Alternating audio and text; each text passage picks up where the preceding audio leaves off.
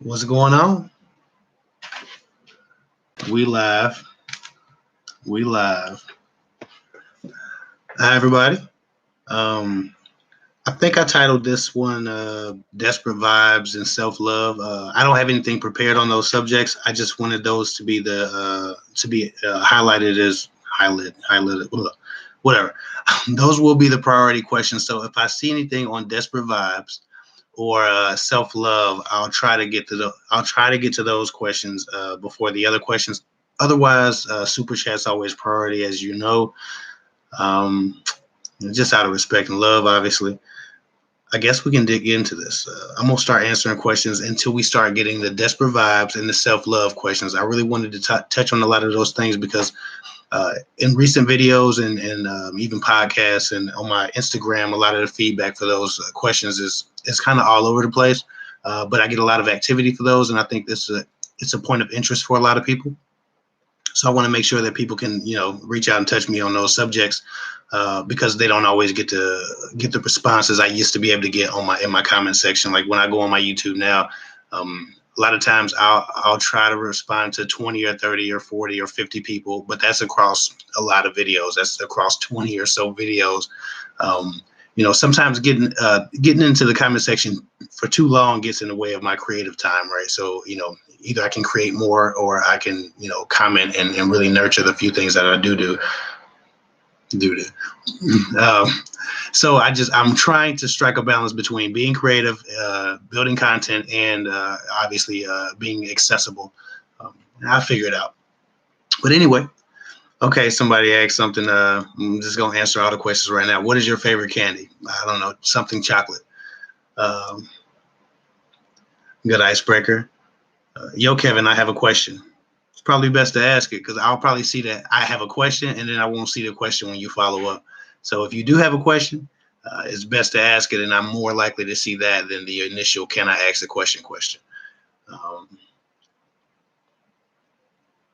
Somebody said, "Hey, I get caught up with desperate vibes videos. Hey, I get caught up with desperate vibes trying to get my husband to stop the divorce." Mm. Well, it's a lot I don't know about your marriage, so I will probably have to talk to you specifically about that. But that definitely happens. People get desperate to save relationships. Sometimes because the relationship is worth saving, other times because they're just afraid of what lies ahead. So just make sure that for whatever reason, whatever you're holding on to isn't attached to your anxiety about the future, but the fact that you really love and respect and cherish the present and the past, um, if that makes any sense. Somebody said, "How to love yourself being single?" Good question. Tiffany, I'm not going to try to butcher your last name because I would.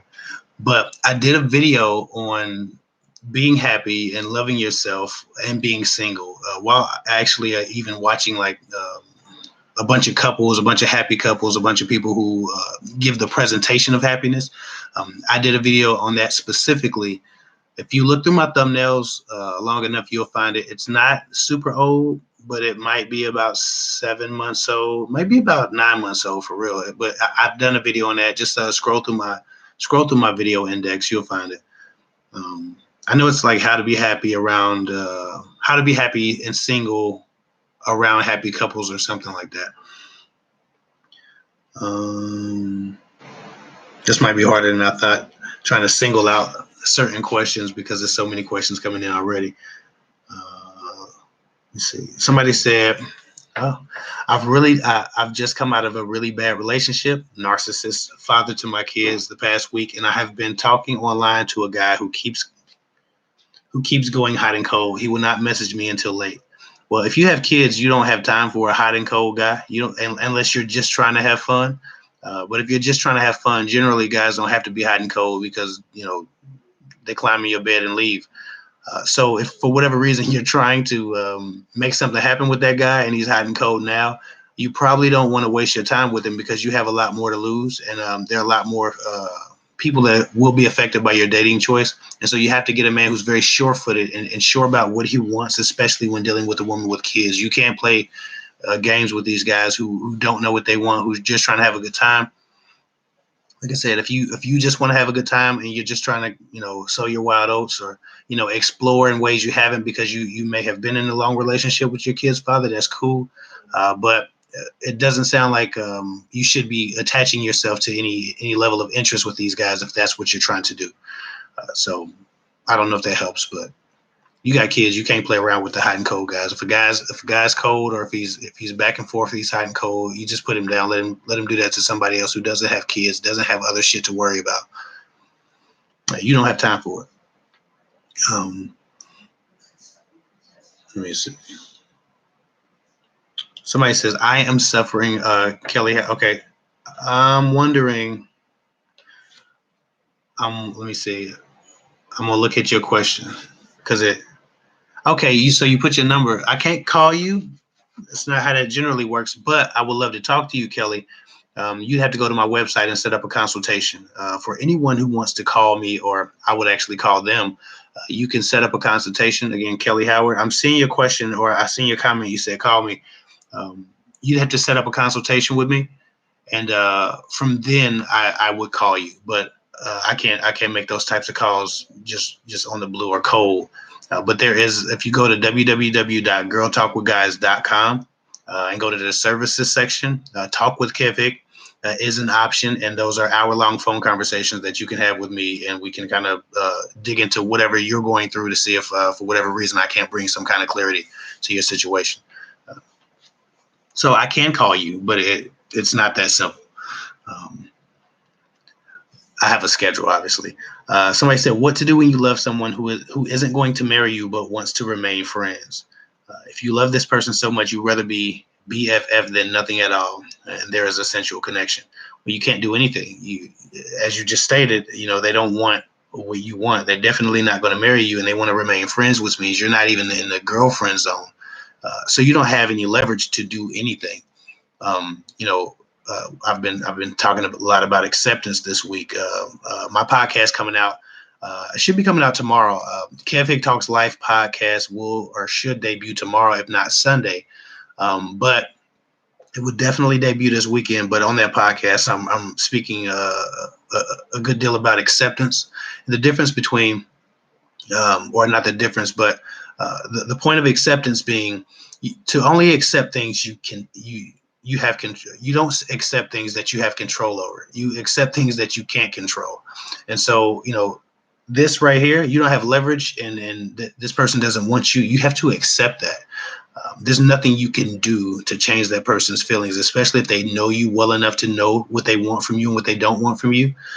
It can be very toxic to put yourself next to somebody who you feel that strongly for, because nothing changes, and it's almost like a heartbreak every time you deal with them, knowing that you can only have this much of them. So that might be something that you want to consider making some distance from, because I'm not sure how it helps you if you're still stuck on what you want and not what you're getting. If you can fully appreciate their BFF status or the friendship, that's wonderful. But if you can't accept it, if you can't move forward as a BFF, then you might want to separate yourself. And then when they do move on with somebody, you're not going to be BFFs, because guys and girls can't remain friends and then have significant others for the most part. It's possible, but we can't count on the significant other to have that level of security. Boxy likes love and respect, please. Shout out for this $5 super chat. I appreciate it. She said, hey Kev, I don't have a question or comment yet. We just love tuning in. Keep up the great work. I appreciate that. I appreciate the love. I appreciate the reach out, and I appreciate the super chat. You didn't have to do it, but you did. And I try to love people with my actions, and so I always appreciate and acknowledge when people do that for me as well. Let me dig into today's topics. Somebody said, do you think long distance relationship work? Yeah, a lot of them work. A lot of them work for quite a while. They're no different than somebody who's been in a relationship, and I'm not encouraging this. Trust me, I am not encouraging this, but they're no different than like someone who's in a relationship with a prison inmate. And a guy might get a lot of time, and there are women who will stay with that man, throughout that period. And maybe they get maybe they're married, maybe they get conjugal visits, maybe they just get the through the glass, hold your hand up to the glass. I don't know, what they get, but a lot of people have successful relationships while apart for a while, I think the key to long distance relationship, as I said in many lives before, is to make sure that there's a foreseeable stop in the distance portion of the long distance relationship. You can't have an indefinite distance and expect to still be enthused about being with each other, because again you start to get hopeless after a while. Okay, so again, Kelly Howard, I see your question. She said, I am suffering from depression, and I would love to talk to you about that. But you got to go to girltalkwithguys.com so we can work that out. Let me see, free spirit. Somebody having a question? Can you help me? What was this? It just these questions be flipping up and down so fast. Somebody said, how do you ease back into the dating scene when you just got out of a relationship? What do I do? I'm sorry, what do I tell guys I'm looking for? I suppose if a guy asks you what you're looking for, just saying you're looking to find the right person that you can, hang out with, grow with, and maybe, develop something more real with. You don't want to give too much strong, hard information. Like you want to be ambiguous and optimistic about something real, but you don't want to make it sound like, oh, we're on this date. You're going to be my man. We're going to be together. And I think a lot of women do that. You want to set the standard or the expectation that I want to be taken seriously, but you do not want to make it seem like in asking you for a second date that he's signing up for something serious.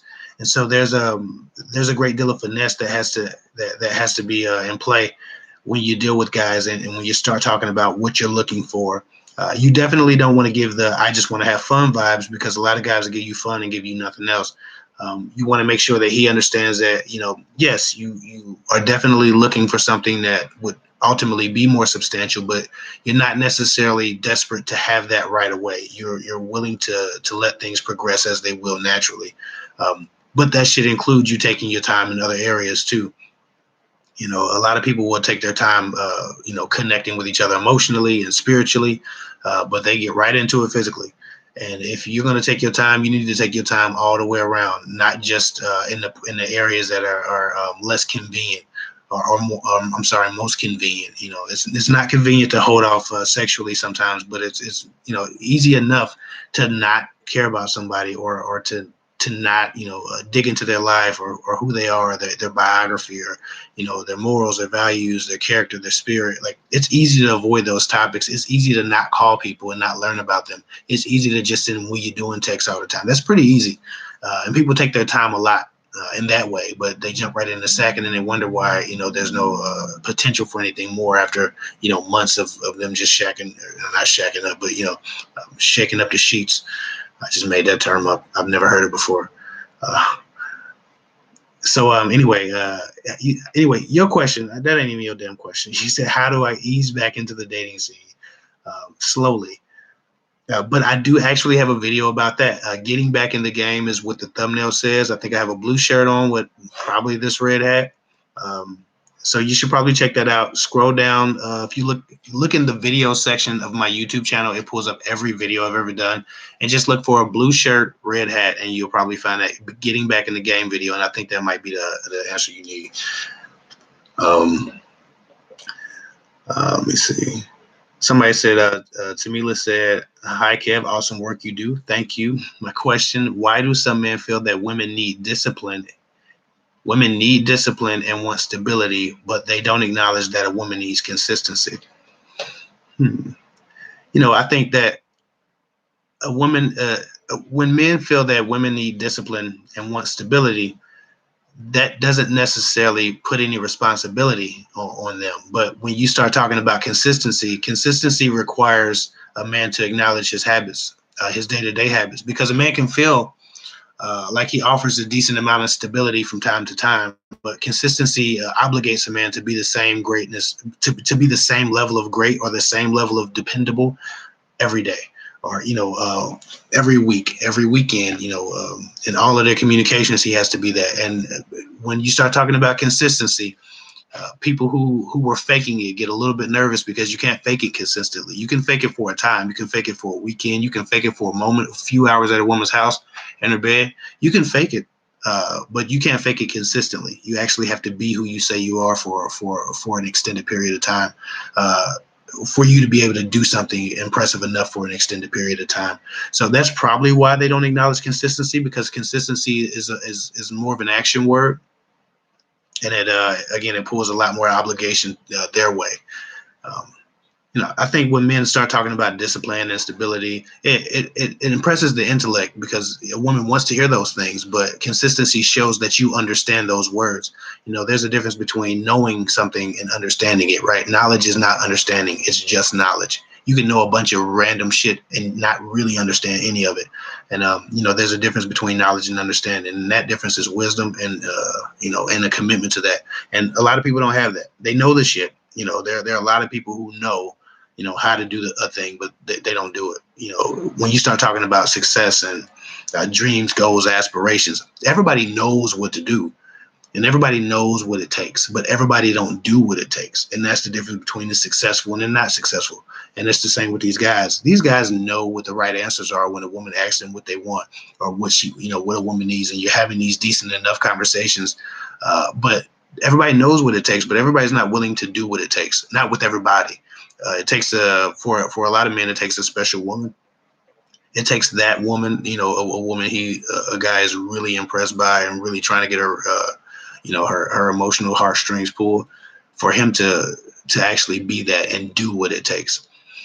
If he understands that and you've had those conversations with him and he knows what it takes, but he's not doing what it takes, is because you're not the right woman for him, and he's determined that you're not that special girl. You're Mrs. Right now. You're not Mrs. Right, unfortunately.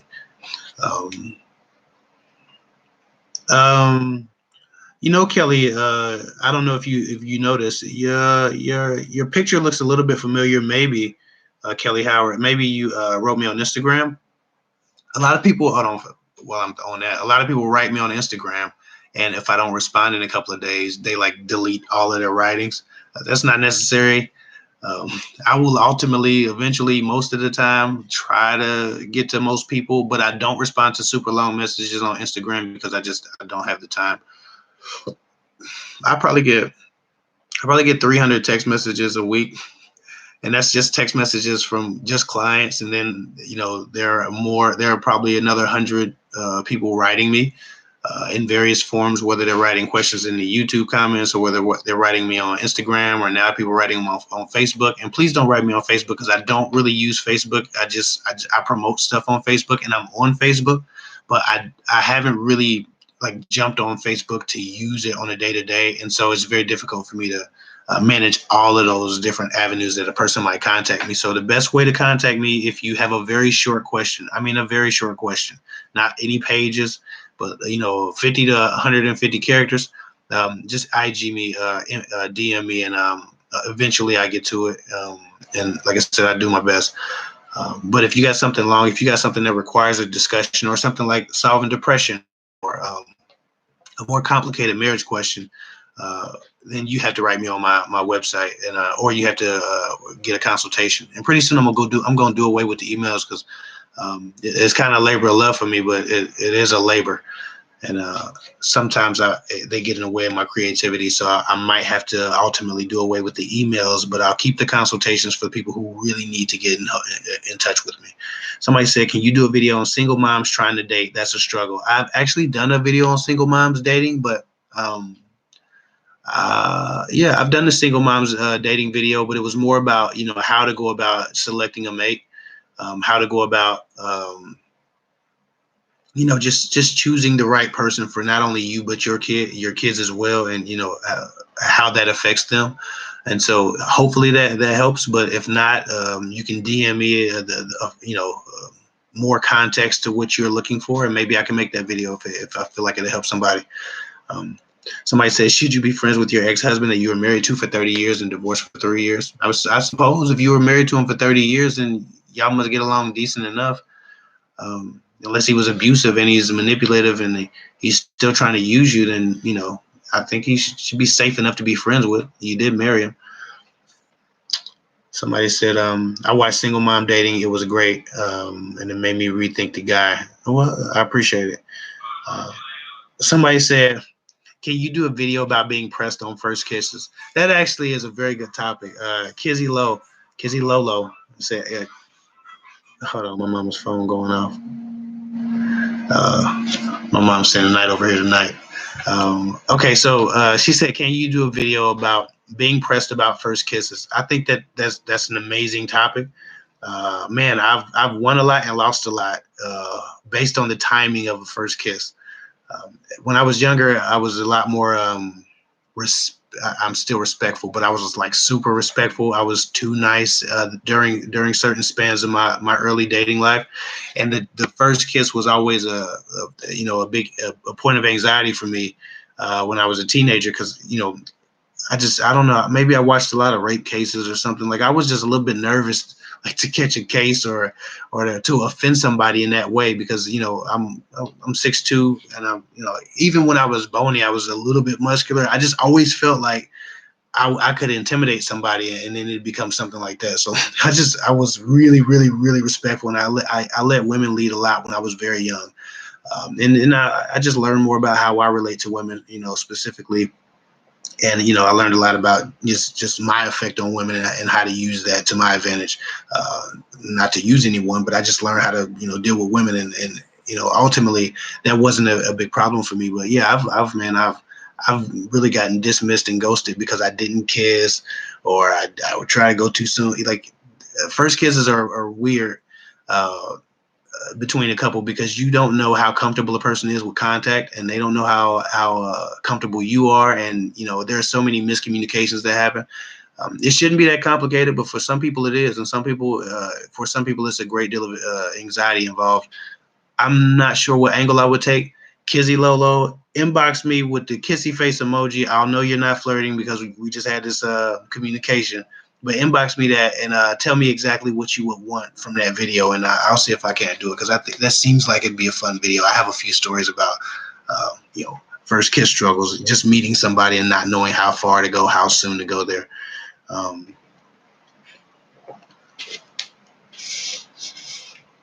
I'm going to change the title of this video. We all over the place.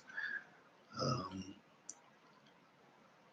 what you're talking about, but do men get over their first love? Somebody said, not really what you're talking about, but do men get over their first love? Yes, I'm over my first love. I don't know anybody still hung up on theirs unless they're still with them. I have two friends that are with their first loves, and they've been together for I don't know umpteen years. But for the most part, anybody I know that broke up with their first love has moved on. And it's not a problem. I don't think of my first love at all for the most part. Well, that was so many years ago. Maybe if you're young, that question sounds more relevant. But I can tell you this: if you are young and you're saying, "Do men ever get over their first love?" because you're hoping that he doesn't, they do. Everyone does, but you just probably don't have enough time away from it. There hasn't been enough, decades or you know, you know, 5 years here, 10 years there. You just haven't had enough years between it. But trust me, nobody you think about right now will be on your mind 12 years from now, unless it's I wonder how they're doing. Let me see. I'm gonna go back up because I don't know what I might have missed. Somebody said, I just went all the way back up. Queen, not gonna beat your whole name up, but Queen La Raha, I just beat the damn name up. Anyway, the one said, because of your advice, I learned how to respect me more, and men run away because I don't have time, because I don't have the time. I know my value, and I hate a man who's not stable and everything. Well, you want those men to run away. You don't want men who don't have their shit together to be taking up your time and space. Right? You shouldn't give them shelf life. Um, I don't know why, a lot of women say, well, men run away from standards. Like I remember I did a video on setting standards, and a lot of the comments were, well, men run away from standards. They don't like standards. No, men who don't have standards and operate from a shiesty place don't like standards. But wouldn't you want them to run away? Would you really want them to stick around and waste your time and use you? Like you wouldn't. That's a good thing. They filter themselves out. So you want guys that aren't capable of holding or keeping a standard to move on. And sometimes it can feel like every guy, but that's indicative of every guy that you're talking to, or every guy that you're allowing to approach you and be successful. So many of y'all wait for the right guy to approach you, And y'all don't realize that there are only a few type of guys who approach a lot of women, and those are not the type of guys that you're looking for. And you've equated some kind of level of masculinity and manhood to a guy's ability to, womanize or approach a woman successfully with confidence and his chest up. And that's just not the case for most men of integrity. As far as you speaking about sexually, like a lot of great men will approach women, but for the most part, guys aren't chasing ass and tail when they want something real. They might approach a woman here or there, but he's not going to be a pro at it. So I don't know. Now I'm off. I don't even know. I've rambled into a whole new topic. Y'all forgive me. Hold on, my wife is texting me, so somebody might have had a question that I missed. Oh, love and respect. Somebody sent me a 199 super chat. Jyla F. I appreciate it. Thank you. Question 1010. Please see question at 1010. Okay, I got it. I found you, or my wife found you. Shout out. She said, "Guy treats me right." First of all, thank you for your $2 super chat. I know YouTube don't show me, like YouTube doesn't put it at the top, but I still appreciate it. So thank you. She said, "A guy treats me right, but the physical attraction isn't strong, and he's more of a beta male than an alpha. What I'm looking for. Should I give it a chance, or is this considered settling?" I've had a few clients very recently have that same conversation with me. Guy is basically perfect in every other way outside of the way that they associate with masculinity or like really, really alpha behavior. I don't know what you think alpha is. Like, I don't know how you define alpha, and I think that you have how you feel. You have a right to think how you think, but I think that there's a big discrepancy between what alpha is and what women think it is. Women respond a lot to bravado and a lot to dominance, but dominance isn't necessarily alpha. And just because a man can dominate a woman doesn't mean he's an alpha. A lot of these guys run around here getting credit for being alpha males because they know how to control women. But when they walk into a room full of guys, they get no respect. They're nobodies, right? I remember specifically a real good friend of mine was dating this guy. He was thugged out, and he was like a tough guy, but he was, to be honest, excuse my French, he was a bitch. Like, he, amongst other men, he was like, he would get disrespected, and she just never seen him in that light. She never seen him in the circles I've seen him in. She never seen him around the same guys, around real alphas. He was just a little bitch. But because he talked to her crazy, and because he could roughhouse on her, and he, kick her car, and he's always on his anger tip. She thought she was dealing with an alpha when she was just seeing his bravado and his immaturity play out in potentially violent ways toward her and men that he assumed he could take. So not to ramble off into a whole nother thing, but just understand that there's a difference between the alpha male and just an asshole who can control women and boss around a bunch of women, or who can finesse and manipulate women. And a lot of women think that means they're alpha. And so I'm hoping that you have a healthy definition of what alpha means and what alpha is and isn't. But with that said, I don't know what you're looking for, but like I said, I've had a lot of clients recently, not a lot, but yeah, actually a lot. It's been a great summer for a lot of my clients. It's been not such a good summer for some, but many have found exactly what they were looking for outside of the idea of masculinity that they've seen represented in guys they may have had a crush on. And so my advice to them in these situations, specific to them, because I knew the inners of the relationships and what that guy was offering them, just take your time. Don't make no promises. Don't obligate yourself to anything.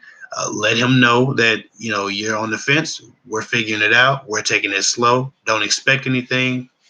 Set no expectations. But give him the same respect as you would give a guy who treated you like, less good, but was alpha. Because I watch women do this all the time. They do find an alpha guy, and this guy might be treating them like shit, but they give him chance after chance because they like him, because they feel a spark, and they spark chasing. And so they'll meet a beta guy, or a guy they think is beta, if they don't understand what a real beta man is, and they'll dismiss him so fast that he won't even have a chance to show them that he's really alpha. And so I suppose you don't have to settle. I don't know how long you've been dating this guy, Jayla F. That means a lot. That matters. But if you've only been dating him for a little while and you still have some time to figure it out, I would give him a little bit more time just to figure him out, not giving him a chance, not settling. Don't end up in a relationship with him right away. Uh, be with him when you want to be with him if you decide he's good enough. But you don't want to dismiss him because you're not feeling sparks, because those actually come in time. The more time you spend around somebody, the more you're attracted to them. The more you learn about somebody, the more you witness somebody being their true self, the more you fall in love with them, and the more you're attracted to them.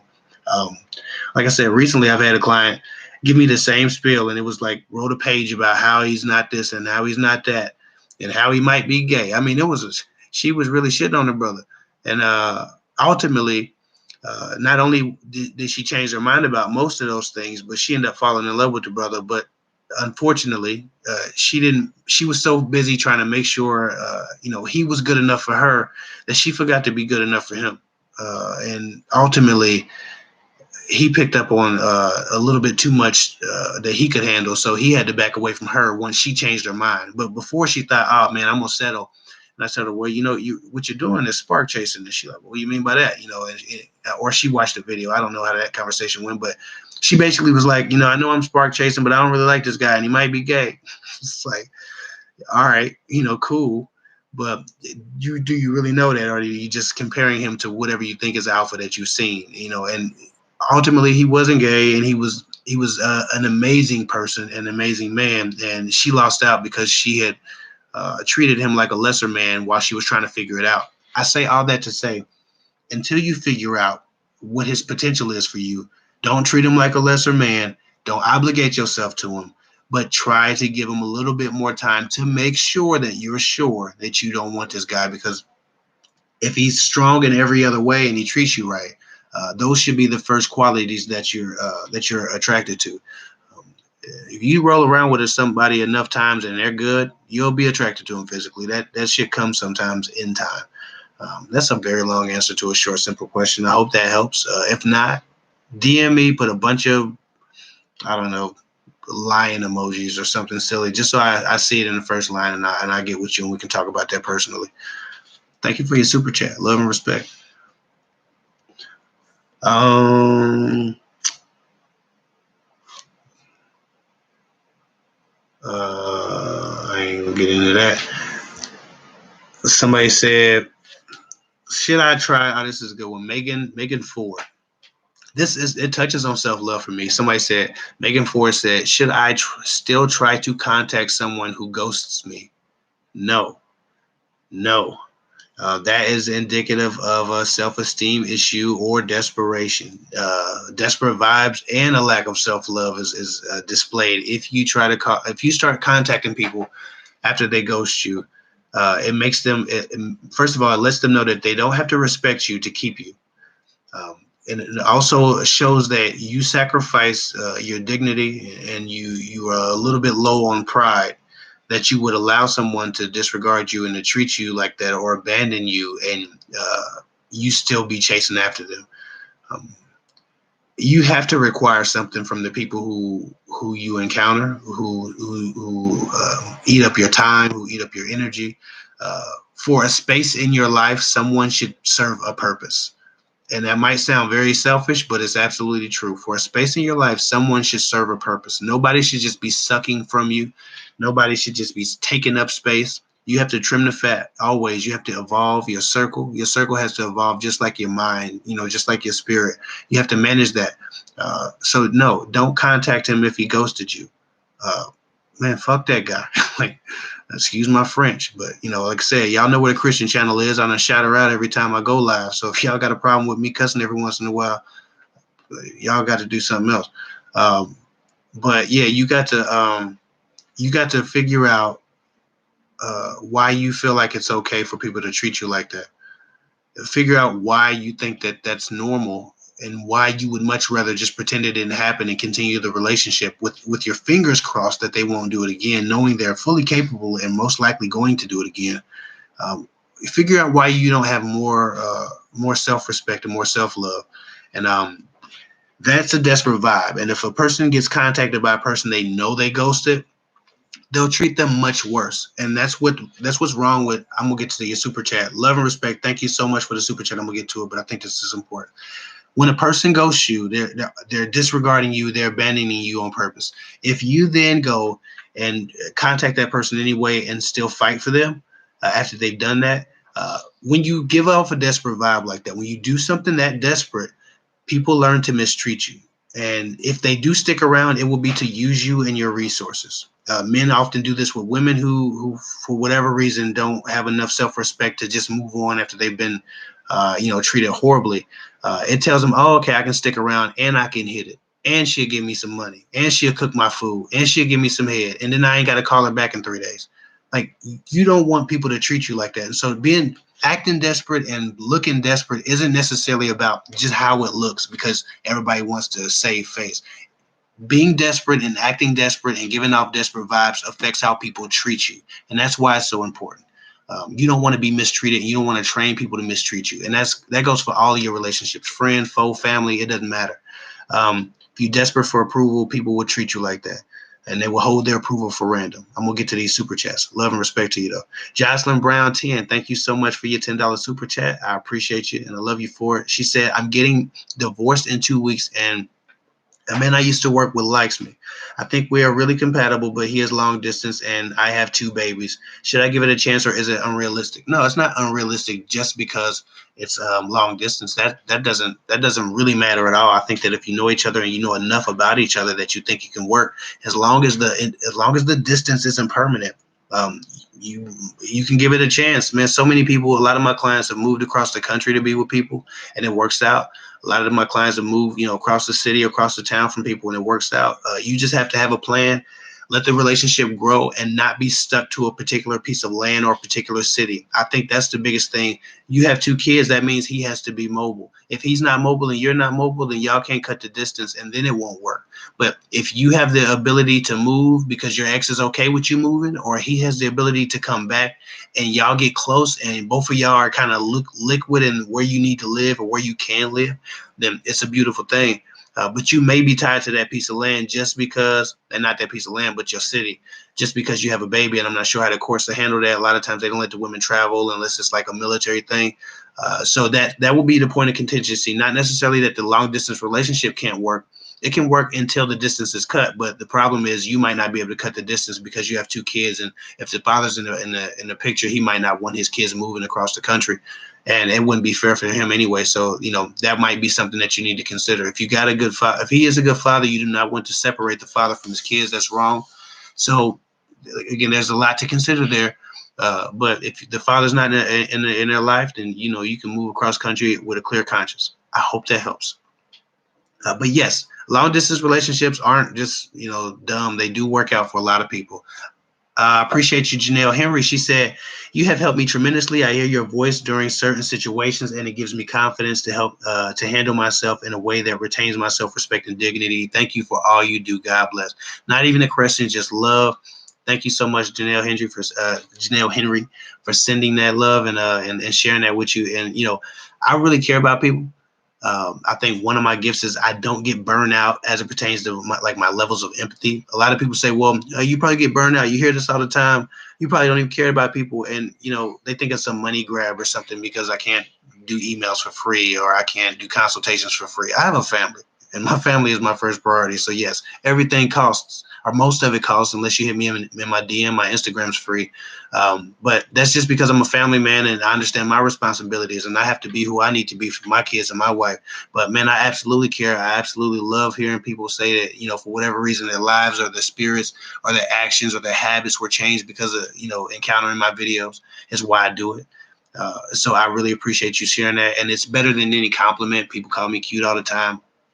I appreciate it, but it doesn't change me and it doesn't motivate me and move me. But when people tell me that my spirit has helped their spirit, and then I know I'm doing the right thing for me. I'm working in my gift and I'm working in my purpose, and I try to keep my spirit involved. I don't just get on here and talk and impress myself and try to impress your intellect. I really want to change people's lives and change people's spirits, change people's life experience.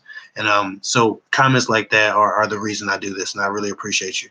And looks like I'm assuming it's VN. Thank you so much for the super chat. I appreciate it. She said, Kev is a blessing. No question, just love. I really appreciate that. Look at this. Look, I done talked her up. BYNC, dating stories and advice for Christians, especially those of you who might not like my occasional cussing.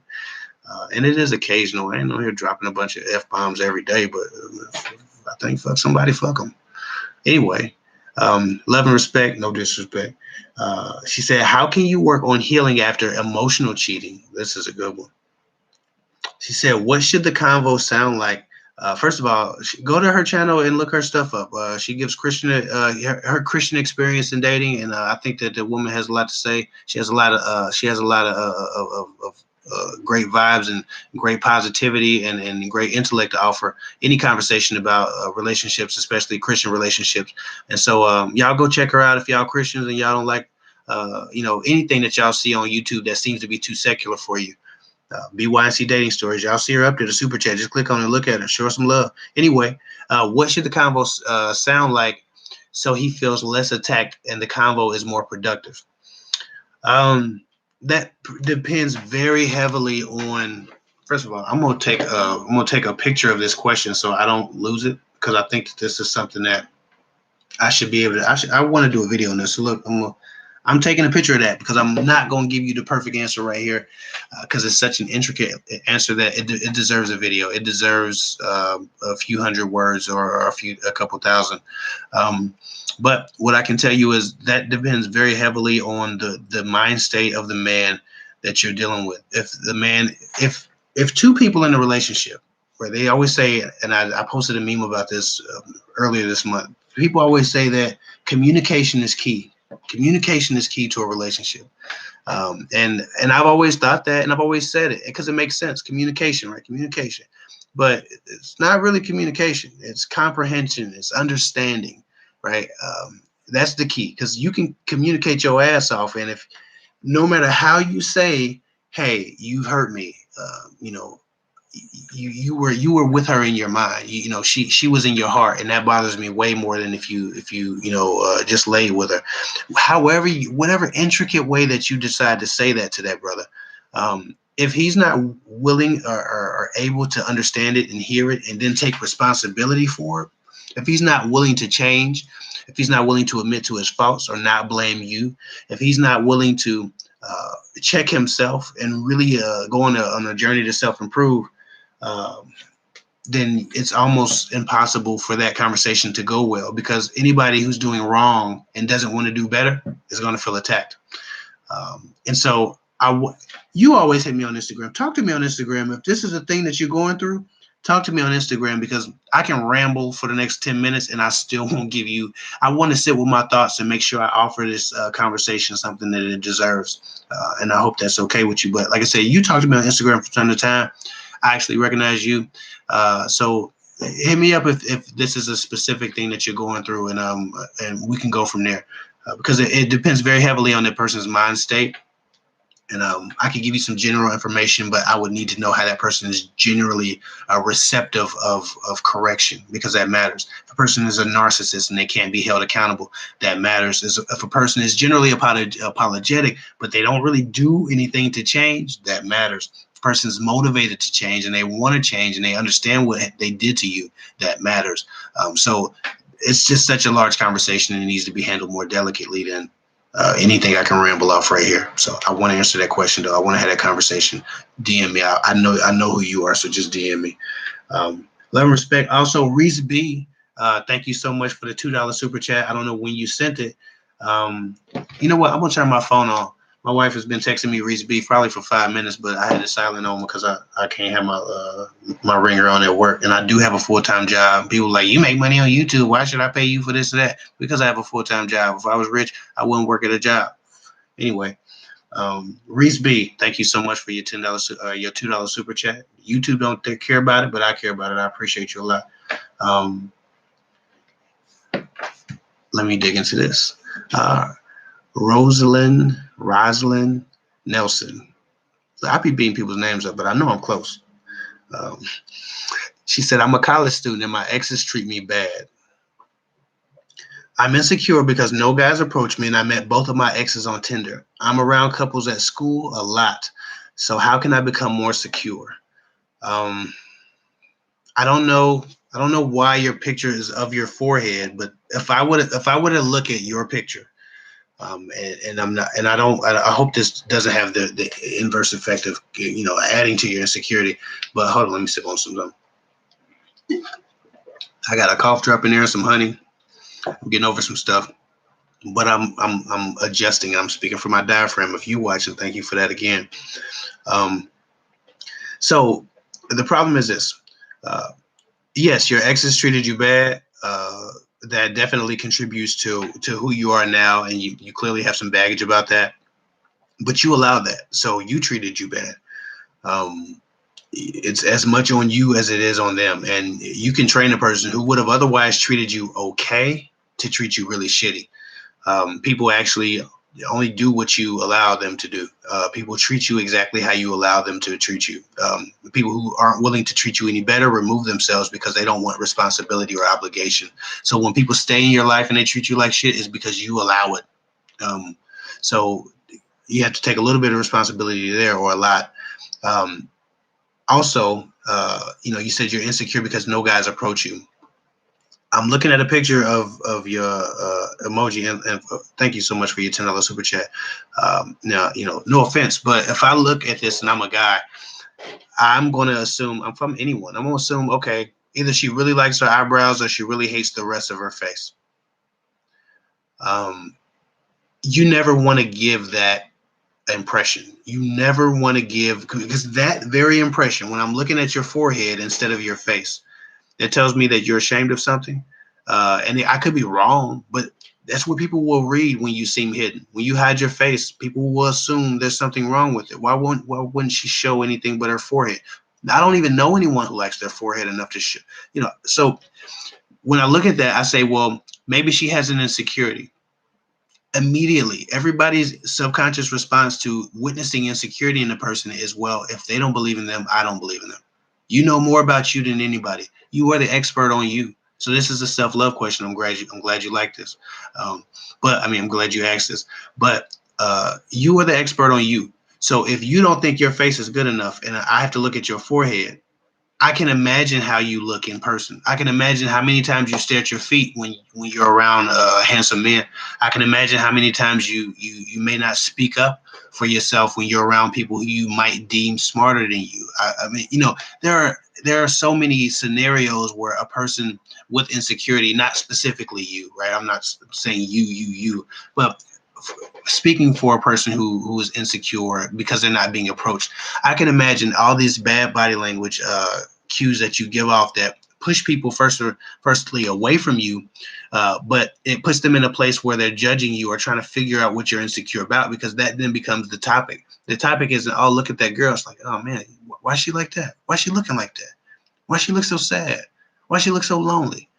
Right? Like, people don't want to join you in misery. And not that you're miserable, but again, we're talking about the nature of people. When a person judges you, they're judging you. I don't know, I'm gonna take a picture of that question just in case the super chat goes off, because this is a good one.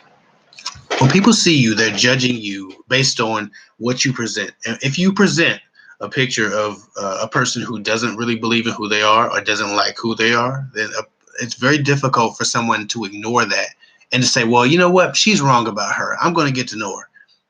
No one's going to do that, right? You have to be your own advocate when you go out in public. People might not approach you because you're giving off a very sad, solidary. I don't even know. Like your vibe is all lonely. Like I'm when I'm reading this, I have a vibe coming off of just reading this comment, and you might feel that way. Right. But no matter how you feel, you should always look like you're winning. And a simple-minded person told me that once, and that, and I'm not to shit on that person, but they was the most simple person in the world, but they had a vanity together. The vanity was there, and even vanity teaches us, about self-love, man. Something that is dismissed as vanity sometimes. Oh, he's just vain. Sometimes people need a little bit of vanity. No matter how you feel, you should always look like you're winning. because when people see you, everyone wants to be on a winning team. It's the nature of man. So if I see you and you look like a loser, or you look like you feel like a loser, I don't want to join you in losing. I don't want to join you in misery. When people imagine, when everyone fantasizes about, well, the women who fantasize about their wedding day and the men who fantasize about having a relationship, in nobody's fantasies is it ever a woman who's really sad that they always have to cheer up. In no woman's fantasy is it ever a man that's really sad that she can't cheer up and he's all mopey on their wedding day. The fantasy of a relationship that every person holds uh, in parallel with each other is that person is happy and they are happy, because the fantasy is in a happy relationship. The fantasy is happiness, right? Resulting from obviously a healthy life, but ultimately a good relationship. When you can't present happiness, when you can't present joy, when you can't present self-belief, and when I'm looking at your forehead instead of looking at the rest of what is most likely a very beautiful face, I can't believe that I can have happiness with you. Why would I ever approach you? And that's the bottom line. You gonna meet guys on Tinder because they just looking for a piece of ass. It's Tinder. I think it stands for tender piece of ass. I mean, I've always said that. I don't think they like added that. It's not hidden in their slogan anywhere. But when I think Tinder, I'm like, oh, Tinder piece of ass. I remember when Tinder came out, it was just a hookup site. It was literally, oh man, it's a great new hookup site. You can get girls to come over and hit it, and nobody expects anything. Tinder. That's what it was. And everybody's trying to have a relationship on Tinder. You're just getting tapped. Yeah, women getting tapped left and right. Face down, ass up. Tinder. But nobody's getting a relationship, or very few people are. So Tinder is a bad place for anybody who lacks self-confidence, because you're just going to find guys who want to hit it, and they're going to hit it, and then you're going to feel worse having off letting them hit it because they don't want anything else from you, and it's going to make you feel more worthless. So don't go on Tinder if you're looking for somebody and you're looking for something real. It's almost better for you to pay eHarmony or what's that other one that people pay? I'm not sponsored by any of them, so it doesn't matter. But it would be better for you to find a paid site where people are actually investing in. Okay, Reese, I got your comment. I'm gonna look at your DM after I get off. But it's almost better for somebody to invest in a dating site that people are more serious about finding somebody. I think somebody willing to make that investment is more serious than somebody who just wants a free ride. Because people want a free ride, ultimately want free things too, and they want free websites, free hookups. They don't want to pay $35 a month to, hook up with chicks. They want to get it for free because they in it for the cheap thrill anyway. So, okay, I done ramble off into some other shit. The point is this: you need to start presenting yourself like a person who believes in you.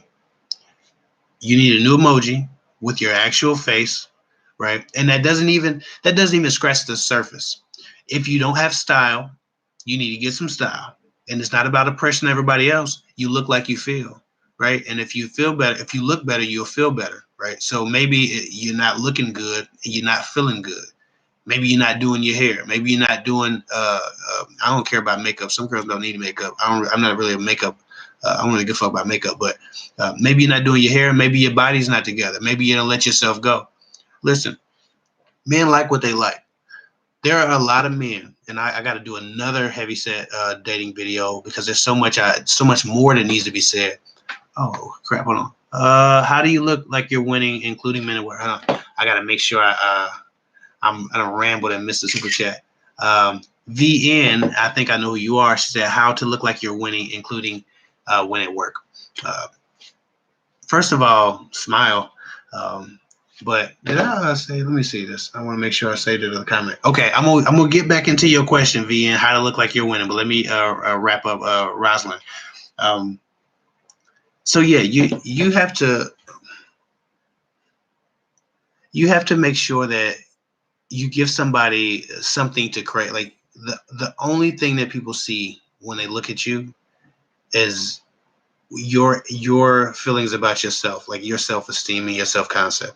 And it radiates in your clothing and how you present yourself, in your weight, in your physique, in the way you carry yourself, in your posture, right? In the way your eyes avert, how you look around the room, in the way you walk, how purposeful your walk is, the sway of your hips. Everything about you tells somebody to either trust you or not trust you, believe in you or not believe in you. And if it's apparent that you don't believe in yourself, then nobody's going to approach you. And again, men like what they like. A lot of women A lot of women, far too many. Too many millions of women aren't taking care of their bodies, and then they're like blaming men for being vain. Nobody's like nobody is thinking, oh man, I want I want to be with somebody who could have a heart attack, right? Like that's not that's not one of the fantasies, right? You want to be with somebody who can give you a long, healthy life. Even in the core of like our our chemistry as people, natural selection chooses people who are almost scientifically and anatomically compatible with us. Women with wide hips get chosen because it looks like they bear children well. And there's certain things that we want from people that we can't even explain because we don't control it, right? Survival of the fittest. The selection process. Look up the what is it called? Now I'm drawing a blank. But if you don't look like you're going to live long enough because you're not taking care of yourself, nobody's going to say, "Oh man, I wonder how we're going to live in 30 years." We might not be living in 30 years. Like health is a concern for people. It's not just aesthetics. Some people want you to be healthy. My barber just dropped dead. I'm still gonna get to your stuff, VN. I think I know who you are. But my barber just dropped dead, like 35 years old. He thought he had forever to get himself together. He didn't. Right now, I knew barber. I would much rather have just had my man not drop dead, right? And so you have to take care of yourself. You have to present yourself well. You have to believe in who you are, and you have to do things that make you proud of you. I'm gonna just do a video on this because I could ramble about this all day, and I need to get back to these other people's questions. But I hope I started to answer your question. Present yourself well, smile more, trust yourself more, do things that make you proud, take care of your body, get your style together if you haven't, and smile a little bit more. Man, I ramble a lot. I'm sorry for y'all, all of that, but I think that that's important to say. And I copied your question, so I will reapproach this, and I might do a big ass long rambling video about all of the things that matter because I've been encountering this a lot. Anyway, VN says how to look like you're winning, including win at work. How to look like you're winning is basically the same question, or the answer to that is much the same as the answer to Rosalind's question, which is, like I said, she's referring to when I said, no matter how you feel, you should always look like you're winning. Um, how to look like you're winning when you're at work? First of all, be good at your damn job. Don't get fired, and don't be that person that people have to cover for, or they can't depend on. But um, again, once you do your job, once you realize that you're good at your job, like, you should have confidence, right? And use that confidence, and think about the things that you're great at when you're in positions where you're not so great, right? I don't always think of the things that I'm really shitty at when I'm doing things that I'm really shitty at. I have to remind myself, you know what, Kevin, you're really good at this other thing, right? And so if I feel deficient, or I don't feel good enough, or I feel insecure in ways, I have to just remind myself of how great I am in other ways, right? In ways that few people are. Whatever I have to do to kiss my own ass to pull myself out of that desperate despair, place of despair, I do. But you gotta remember who you are, and the greatness that lives in you, and you have to carry that energy with you. That has to be something that you can pull out of your purse, pull out your wallet, pull out of your backpack. Anytime you start feeling insecure about if you're good enough, if you're worthy of the atmosphere, of the people around you, if you compare, if you measure up, remember the things that you do great. Remember the things that you do that other people can't do. Remember what you bring to the table. That's how you look like you're winning from the inside out. You have to really believe in yourself, but you can't forget about the things that you are. You can't forget about the greatness you possess. You can't forget about the great things you've done and the impact that you've made. And if you don't have any of those things to hang your hat on, guess what? You still get tomorrow. Go make an impact. Go do something great. Go be great to somebody. Give yourself something to be proud of. And from the inside out, you'll start to feel like a winner. From that point, again, it's still, people are vain. We're vain. Get your aesthetics together. Look your best, dress your best, keep your body together. It's assumed sometimes that people who aren't in shape aren't quality workers for some reason, because people often assume, wrongly of course, but they assume obesity or heaviness with laziness. It's wrong. It's absolutely ignorant. But the subconscious mind is not asking questions about what makes sense. The subconscious mind is a set built of prejudice, thoughts and feelings and emotions about certain groups, and we all have them about a lot of different groups. And so you don't want people to be subconsciously rejecting you and not wondering, and then wondering why they don't like you and giving you negative energy. And then, that being mirrored to you makes you start feeling like you're inadequate. And so it feeds your inadequacy when you give people a reason to judge you or misjudge you. Um, anyway, so if you want to look like you're winning, get your style together, keep your shit together, do your job well, and be a person that you can be proud of. And think of those things when you don't feel like a winner. But there are some days you're going to feel good anyway. But pull that out your hat when you don't feel so good. I actually have a gratitude prayer that I recite if I catch myself feeling particularly negative. Now, my negativity isn't almost ever against me. I always think I'm great. You know, that might sound like an asshole thing to say. I'm up my own ass. But if I was full of despair and sadness, somebody would say, "Oh my God, you should love yourself. You should really love yourself more." Well, I love myself a lot, and most of the time people hate you for that. The thing is, the difference between me and a narcissist is because I think I check like three of the narcissist boxes, but I don't think that I'm better. I just think that I'm really great, and other people are really great too, and I want everybody to feel as great as I feel about myself, about themselves. And I done rambled into some other shit now. I'm digging into anyway. That's how you look like you're winning. You actually become a winner. Be a better person. Have create more of an impact. I think a person's legacy, a man's especially, is measured by the impact that he leaves. So the people that you impact, make sure you impact them positively, and go impact somebody who can't pay you back. Go impact somebody who can't do anything for you. People think they're such great people because they take care of the people that they love. But no holy roller here. But even the Bible says, even the wicked take care of those they love. Go help somebody who don't owe you shit. Go help somebody who can't do nothing for you. Go help somebody who you don't have a relationship with. You have no reason to love. Go love without cause. And then when you're feeling shitty at work, when you're feeling like you might not compare or compete with other people, remember how great a person you are. Remember that you save somebody, or you change somebody's day, or you change somebody's life by just stopping and treating them like a human being, by offering them your humanity. And that's how you look like you're winning. You just become a winner from the inside out, though. You can't mirror things that don't live in you. Okay, now I've been on super chats for quite a while. I'm gonna try to get back into these free questions, but I really appreciate it. And if you want to drop some more super chats, please do.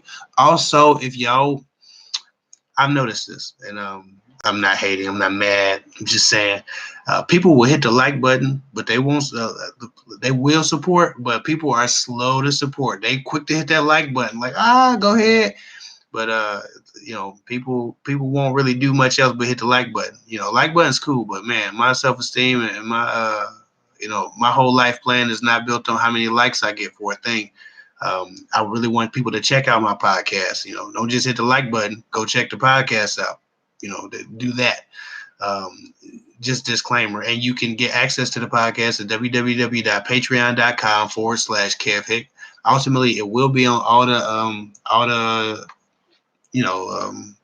what's that called? Podcast. It will be all on all the podcast streaming avenues. Eventually, I'll get it on iTunes and I think Spotify and a few others. I'll make sure it's available so that you can just use my RSS feed and plug that in and access it from all your favorite places. But don't just like my statuses about my podcast.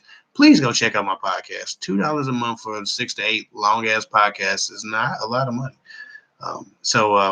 Yeah, go support. Go really support, like these people who dropping these super chats. Love and respect to them. PJ, I knew that was you. VN. VN just text me. So PJ, thank you so much for your $4 super or your $5 super chat. Sorry, I'm gonna round up. Love and respect to you. Said, thank you for your insight. I did exactly what you said and worked on myself. I met my Prince Charming who adds to me and sees me so valuable. See? First of all, thank you so much for sharing that and letting me know that I helped and I contributed. That makes me feel very good. I sound like Dorina but that makes me feel very good. And I hope that ultimately one day, when it's all said and done, that I have more of those stories than people just thinking that I was some guy trying to finesse women out of their pockets. Um, Unfortunately, right now, dating is a big industry. I mean, I guess fortunately or unfortunately, I guess depending on how you look at it, but dating is a big industry. And there are a couple of guys that are just finessing women out of their pockets. Um, uh, I'm not even gonna get into no names because I don't want no bad karma. I don't want to shit on nobody's business because I don't want nobody shitting on mine. But listen, just because a brother's on here and he's been doing this YouTube stuff for a while, and he's been talking about relationships, or he got a podcast with his wife, because he's a Christian, don't mean that he means well. So just don't trust everybody because everybody can't be trusted. Don't ever let nobody tear you down so they can get paid to build you back up. I would never do that, and you should never pay anybody money who's tearing you down and then telling you, "Oh, you need some more sessions." That's some bullshit. I'm not gonna tell you who did that, but some of these people charge $150 to tear you down so they can make sure they get some more sessions, and it's wrong. And that's not, it's just, I want to punch somebody in the face for real, but I ain't gonna get into it. Anyway, Broken J 21, holla. Shout out Broken J. You always come through. $5 super chat. Always love. I appreciate you, Broken J. She say, hey Kev, hey Kev, no question this time. Just wanted to say I really enjoy your rambling. You always have so much great info to give us. Thanks for all you do. Well, thank you. I often apologize for my rambling because I do this. I talk a lot, and that's why I have to edit my videos down. Because if I just stood and if I turned the camera on, if I just turned the camera on and started talking, first of all, I have 3 hours to edit, and it would not be concise. It would be all over the place. So what I do is I make sure that I at least write my bullet points down, the things that I want to say, and if I'm saying something particularly powerful, I write the whole thought down. I would much rather give people quality content than something that's not edited, but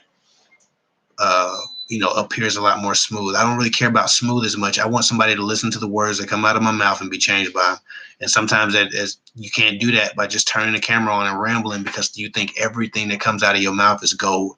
I don't think everything that comes out of my mouth is gold. People who talk a lot say dumb shit quite often because you can't help it.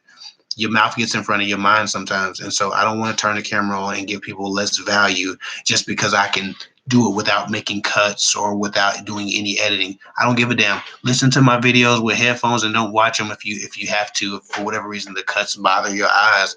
But I want to make sure I'm giving people quality. That's why people are coming away from my videos changed and transformed, because they're getting that quality. And I take a lot of pride in that. And that's my main focus, is because I care about the result of people's lives. I care about the result of my presence in somebody's life, or somebody coming across my videos and being impacted. I want to make an impact, and so I care more about that than the presentation of me pretending that I think of every perfect thing sequentially in a perfect order within 7 minutes. Like I don't care to look as perfect as some people do. Anyway, so shout out, thank you so much, Broken J. Love and respect, and you always come through. Miss Charles. I always say Miss Charles because I'm not exactly sure how to pronounce your name, but you always hear me on Instagram. Do me a favor when you write me on Instagram, because I always notice your write me like the pronunciation of your name, because I don't want to beat it up, and you like one of the most supportive people around, and I would hate to like just butcher your name. I always call you Miss Charles because I haven't figured out quite what the apostrophe over the E means. I'm not a coach. I'm not a very traveled man. I've been in America for most of my life. I did hit Jamaica one time. I've been there, but send me a pronunciation of your name so I don't have to keep saying Miss Charles and trying to be smooth about it, because I really don't know how to pronounce it. But you always show love. You always show respect, and I just appreciate you. And she said, "Hey, friend, so proud of you. Bless. Keep up the good work." See, look, she don't even got a question. She just showing love and respect, and I love that. Let me see. Oh man, I've been on here for an hour and 14 minutes. That's cool. Like people still watching me, so apparently I'm not boring anybody. Now I'm gonna dig back into these questions. I know people are like, damn, you ain't answered a question in forever. You've been rambling the whole time. I'm gonna go all the way to the bottom because that's just, and I'm gonna work my way back up. Okay. Somebody said, well, in our consultation, I feel like it will from. Okay, so free spirited fables. I'm just. She said, "Will an hour consultation with you be enough to work through things and have an impact? I feel like it will from listening to you, but just checking in. I feel like there are a few women who have had a consultation with me in this comment section thing. I don't know if they're still with us, but I noticed a few earlier. If y'all have, let her know if you know how what happens in my consultations. I can tell you, yes, I can tell you I've helped a lot of people in the hours I've had with them. Some people I help on a long-term basis. Some people I help monthly. I have a monthly call with them, and they text me throughout the month. And that package is available through Patreon. But some people just order one call if it's a very specific issue, and we work through that together. I do believe that I help a great deal of people. I always make an impact, and I haven't had a consultation where someone didn't feel like they got their money's worth. I've never been asked for a refund for a consultation. No one's ever said I wouldn't do this again. No one's ever said this was not worth the money. And then my consultations are a fraction of what most of the other these love people's consultations or phone calls are worth. But again, I'm not I'm not here to sell you on anything. I'm minding my damn business, and the people who want to talk to me, contact me. I'm not here to sell y'all on my consultations, but I can tell you that I do help people, and people feel like it's a good investment. And most of my clients are started by just getting consultations on a regular basis because they were so helpful. Somebody said, I remember Megan. She said, I had a consultation with you months ago. Megan Ford said, I had a consultation with you months ago. It helped. Um, Let me see. Somebody said, I'm good at an emotional state. Where can I meet my high quality man? Darina. Okay. I'm tripping. I thought somebody, that's another client. Okay. So I'm going to try to read these questions. I hope y'all still with me. Somebody said, I'm good at emotional and mental state. Oh, what's up, Brene? 815. You've been a subscriber since I had 3 subscribers. You might have been number 3. I appreciate you. She said, "Where can I meet where can I meet high quality men?" There's it's not like a VFW or a place specifically that high quality men congregate. People always think, "Well, go to church, meet a man in church, man." And brother, some of them devils, some people going to church because they really need church. So love and respect to churches, and love and respect to the Christian fellowship and all of that, but the church isn't necessarily the best place to meet men. I think that if you operate in your purpose, you will, and you finding some purpose in your life, you would draw people to you that will move you toward it, more toward that purpose. And so, to be honest, be your best and always be growing, always be evolving. And as you evolve and find yourself in new scenarios and situations, people who have more in common with you, who are more high quality for you, will appear. See, high quality for Brene 815 might not be high quality for what's something I can pronounce? Lola, right? Lola Samuel. Like high quality for Brene is different than high quality for Megan. So it matters that you are absolutely sure of who you are and what you're passionate about and what your purpose is. So getting your purpose, and then I believe that God will send somebody and put somebody in your path that will not only help grow you, but assist you in becoming everything that you hope to be. And they'll be your equal. And so, high quality men are people who move you forward, who you can share your life with, but also share your passions and your purposes with, whose purposes complement your purpose, whose purpose complement your purpose. So you can meet a high quality man at a mall. You can meet a high quality man at a job. You can meet a high quality man at a hot dog stand. There's no specific place. It's about the energy you put out and the energy you attract. And you want to attract a high quality man. So you have to exude a certain quality, and, pay very close attention to what energy you exude and what you're presenting as who you are. I hope that helps. It's a large question in a very small text, but I'm going to sip on this. Again, it's got the honey and a cough drop. I need it. Do you, she said, do you only do relation? Okay, Lola, people were talking about the consultation. That's where we're going. She said, "Do you only do relationships, or do you only do relationships only for consultations?" No, I life coach some people. I dating or love coach some people. I don't advertise either of them. You only hear about them when somebody's asking me about them. But no, I life coach, and I do this relationship stuff. And so, sometimes people think, well, he's kind of witty, or wise, or whatever you might assume of my intelligence. And maybe he knows some shit about this thing over here that I'm dealing with. Maybe I just want to hear his perspective because it seems very balanced and even about this thing in my life, or And I talk to people about all kind of crap. I have clients that haven't dated in a year and a half since our first consultation. They've been on a break for a year, but they've been making strides professionally. They've been making strides personally and spiritually, and mentally, and they've been making all kind of gains in their life.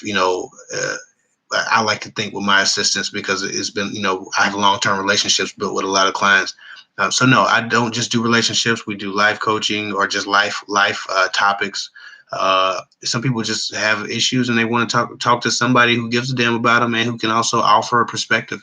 You know, I am a lot of things to a lot of different people. So it's definitely not just relationships. And just because I have a relationship channel doesn't mean I'm not passionate about other things. My podcast that debuts this weekend, Kev Hick Talks Life. That's a podcast that first and foremost is dedicated to my sons. It's a lot of the conversations that I want to have with them, but they're much too young. They're 5 and 2. But that doesn't mean that I still don't want to have these conversations. It doesn't mean I don't think about them all the time. And it's so much I want them to know that, maybe other people should know this. Maybe other people should sit in on these conversations. So, I've kind of started journaling my thoughts and my feelings. My thoughts and my feelings, the things that I want to share with my sons, I've journaled them, and what this podcast will be my journal entries. The things these conversations that I have in my head with my sons, and I'll just read my journal entries, and then I'll address my sons, and that'll be the end of it. But these are all life topics. They'll deal with, morals, values, character, integrity, self-esteem, self-love, depression, friends, foes, superiors, jobs, just the things that I know that my sons will encounter as issues in their life, because we all encounter this stuff. These are the life issues that I don't get to talk about because I have a relationship channel. I want to talk to people about all kind of stuff. And so this podcast is me attacking all kind of stuff, but also leaving my sons something that they can consume, because I looked up one day and realized that even if something happened, or if for whatever reason I couldn't, speak anymore, or, I lost whatever, I don't have anything that my sons could go to and say, oh, this was for us. I've helped thousands and thousands and thousands of women that I don't know, strangers, men too. But my sons didn't have anything that they could be like, oh, okay, this was for us, or this is definitely for our knowledge. He wants us to pick up on this, right? I didn't want them to have to sift through the things that I've said to women to figure out who I was, or what I want from them, or even if they're they're just not in the mood to talk to me about it because they don't want to have that real conversation, but they want to know what I think about a thing. When they get to that age, they can just go to my YouTube or archives or wherever this data is stored at that point. And they can have those conversations with me and get my input without having to expose themselves if they're going to be in a great deal of trouble for whatever they're going through. So it's really important to me to share these messages with my sons. And so that's what that podcast will be about. But I talk about everything. VN, shout out, love, and respect voice. She said, VN is definitely a client of mine. Thank you for the super chat, VN. This is probably like number 3. And VN already pays, and she continues to pay because she again appreciates what I offer, and she believes that I'm making a great impact in her life, and I love VN. And she says, VN, my bad. She said, he does great life coaching. Ask him any questions. Get on his Patreon page. Yep. That's how you get my, if you interested in life coaching or long-term relationship coaching, you can find that through Patreon. There are a limited number of spots. I don't take, an infinite amount because, again, I do have a full-time job. So I want to make sure that my clients get exactly what they want from me and what they're hoping to get, what they're paying for. But I got responsibilities outside of this. My sons need to be played with. My wife needs to be talked to. People need stuff that are in my real life as well. So I got to make sure that I'm a lot of things for a lot of different people. Jocelyn Brown 10, I love and respect to you. This is like your second super chat today. She said Opal. Opal Tyndall keeps asking your question, just wants to help. I'm gonna go look for that. I appreciate that. I think my wife didn't fell asleep or something. Unless she didn't talk. Oh, look. You know what? I don't know why. Somebody been texting me, so I stopped looking at my phone. And my wife already hit me with this. She said, Opal $10. So you didn't even have to see Jocelyn Brown. Thank you for doing that. But my wife hit me and I forgot. I just forgot to check it. She said, in a long distance relationship, sorry so much. I'm so sorry, Opal. I'm so sorry. She said, I'm in a long distance relationship for 8 months. We had a fight and haven't spoken in over a week. Should I continue the silence or reach out? No, you better reach out. Y'all don't have a whole lot on y'all side. Long distance relationship is one of those things where you need to figure out the issues. You need to work through the issues. You don't have the luxury of silent treatment. Like silent treatment is for a couple who will encounter each other, right? Because they have to. Like if you live in the same house, maybe you can do silent treatment. First of all, it's never a good idea. Silent treatment is just a bad idea no matter what the hell the situation is. It's just always terrible. So basically, silent treatment is always a no, right? No.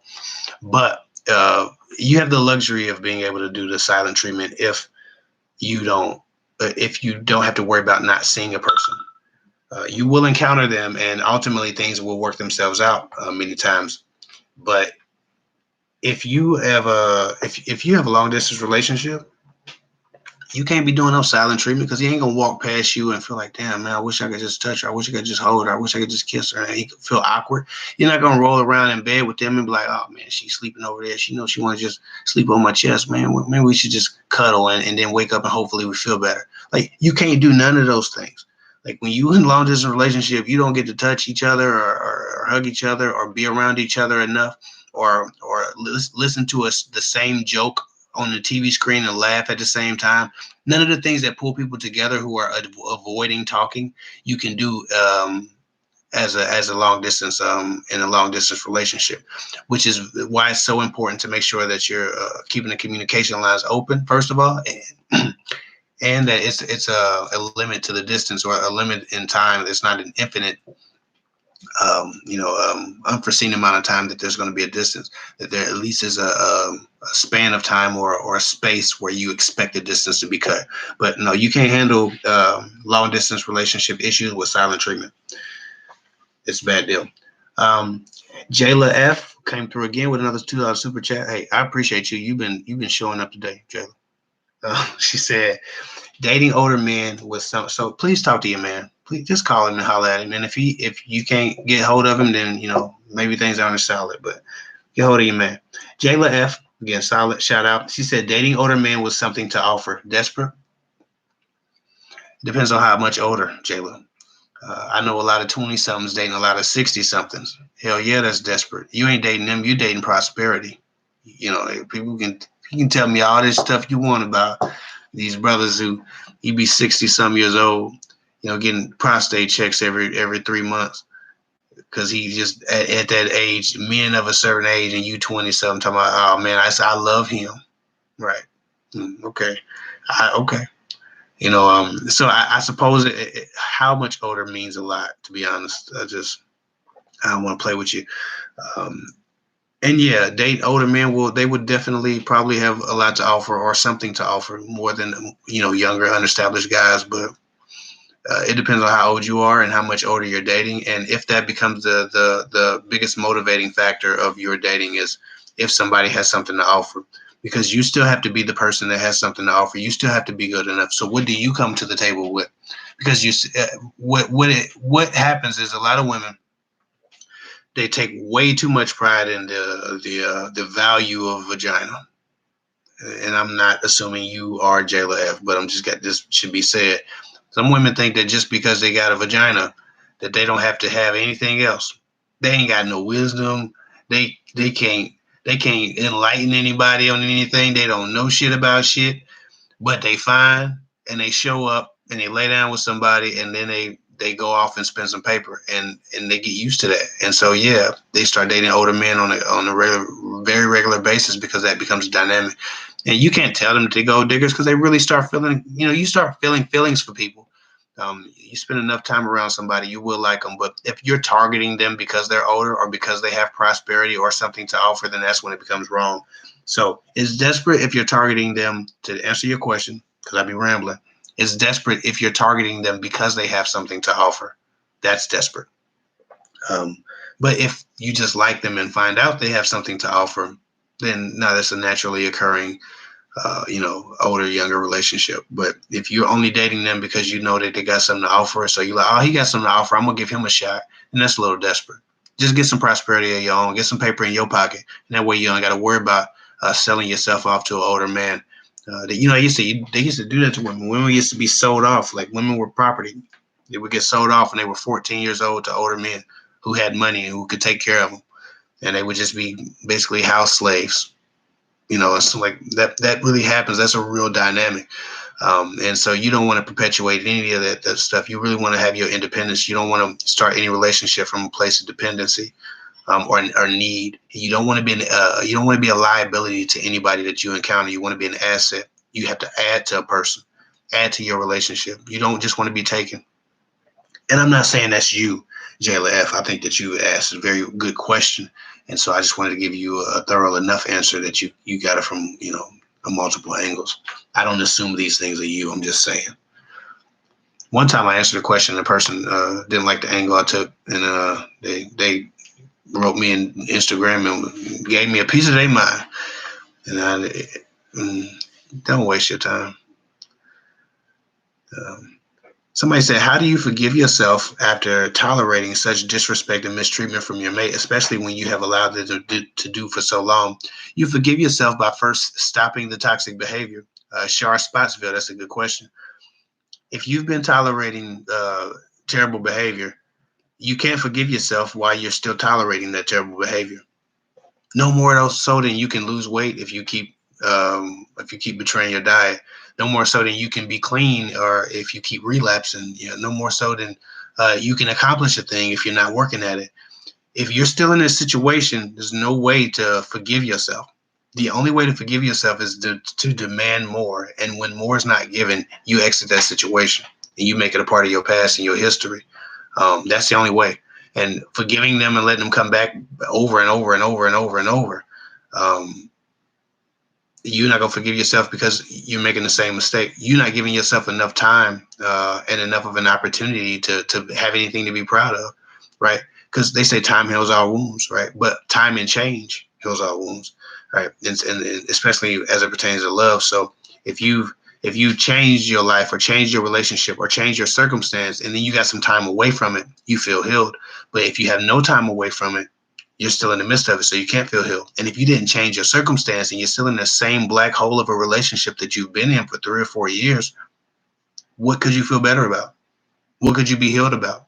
How could you forgive yourself and you're still enduring the same thing? You have to give yourself something to be proud of. That's the biggest key. And I think BYNC Dating Story said, she answered the question. She said, I think you forgive yourself when you realize you want better and commit to changing yourself, because you have to be the change you wish to see in a relationship.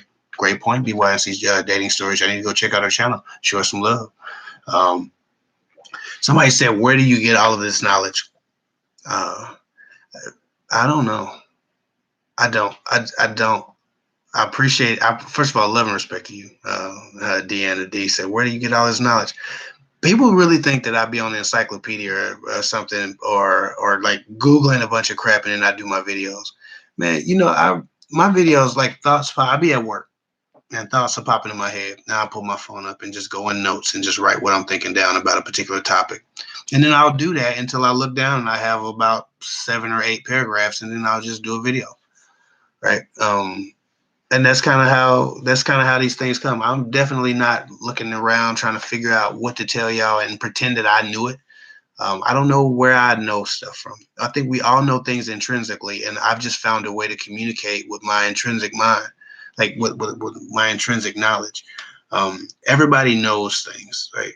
We all have a truth, and some people just don't dig deep enough to to really extract anything from it. They just have feelings, but they don't have the thoughts. You be knowing stuff, but you don't really know why you know it, or you don't know what it means. If you can't verbalize what you know all the time.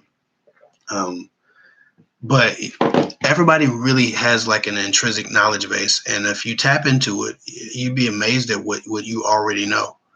And I think that I've developed a gift for just tapping into my intrinsic knowledge, and we all have it, and we have it about different things. Some people have a spiritual awareness that other people just cannot mimic or master. Some people have an energetic knowledge and awareness, right? There are 7 types of intelligence, right? So for every type of intelligence, there's a base of intrinsic knowledge that, and now I'm theorizing, I'm building a theory. But I feel like for every type of intelligence, all 7, and then there are 2 in the waiting. They're trying to figure out if there are new types of intelligence. But for the 7 base types of intelligence, man, there's a whole a plethora and a vast universe of intrinsic knowledge about these from these 7 different types of intelligence. Intelligence meaning the things that people are naturally gifted at being good at or knowing, and obviously intrinsically. Spatial intelligence, mechanical intelligence. I can't remember the specific word for each 7, but look them up. It's a really cool Google if you want to Google something. But for those types of, wisdom, knowledge, understanding, all of these things, when you look at when you realize what your intelligence is and you find a way to connect to it, generally you can find your purpose. So I don't know how I know all this stuff. I guess I got it from God, but I've prayed for wisdom and the ability to really tap into it, and I think it's been helpful to me, and it's helpful to a lot of people I know who have tapped into the same thing. Somebody said, Kev, you made a video about why a man won't let you go, like the relationship is not progressing and you have moved on, but he still call you regularly like nothing was discussed. Oh, yeah, absolutely. I've actually made that exact video. That's why I was like, I thought you said, Kev, have you made a video? Yes, I've made damn near that exact video. That's why I thought you said you made a video. Yeah, I made a video, why he won't let you go. You should probably check that out. Go to videos and it'll pop up all of the video thumbnails together and just look through them. That was a more recent video. I did that this year, so it should be more close to the top in the last few months. Why he won't let you go. Now I'm getting off of here at, I said I was going to go for 2 hours. So I'm getting off of here at the most, the absolute latest by 12, because I still got to record a podcast. It's going to be a busy weekend for me. Let me see. So true. You need a TV show. You know what? I would love a TV show, but they probably wouldn't have me on the TV show because I'd be rambling. I think I need media training. I'll be honest. Like when I'm doing my podcast, I'd be rambling and saying double words and stuttering and stuff. Like it's not as easy as just turning on a microphone and running my mouth. And maybe I'm a little bit critical of myself, but I feel like there's room for improvement. So sometimes I record the same podcast 2, 3, 4 times because it's new for me, and I want to make sure that I task myself with the responsibility to grow. Let me see. If feeling isn't hard. All right, I'm gonna get into some more questions then, since they told me it was a test. What was the test? Okay, somebody said Nana Mom. I don't even know when you wrote this. Okay, wait a minute. Deanna D, since I just answered this question about being older men, she said, should I apply a different strategy for the older ages, 40s to 50s men? Not necessarily. A lot of women just be assuming that because a guy's 50, that maybe he's ready to settle down. Because he's in his 40s, now he's ready to settle down. He knows what he wants. My 40 and 50 and 60-year-old clients are getting the same shit from the guys that are getting the same shit from the women who are dating 30 and 20-year-olds. Some guys who just want to bang women are just banging women, and they're going to bang women until they die. And sometimes the older men are actually a little bit worse because they're more stuck in their ways. They're more attached to their independence. They don't have an expectation of getting married again because they feel like this is the end of the road for them. Or they're just gonna bang and they're gonna bang their way out of here, And so No, don't assume that the 40s and 50s have anything much different than the 20s and 30s. If a man's not tired of whoring around, he's not going to be tired. And that's the bottom line. Um, just be genuine. Just always be genuine, always be real, and always require that same thing. Take yourself seriously enough to be taken seriously, if that makes any sense. But that goes for all men. Sorry, Nana Mom said one time JJ, I don't know who JJ is, pretended to be sad, and later he told me it was a test. What was the test for? What was he trying to do? What does that mean? You don't have time for tests.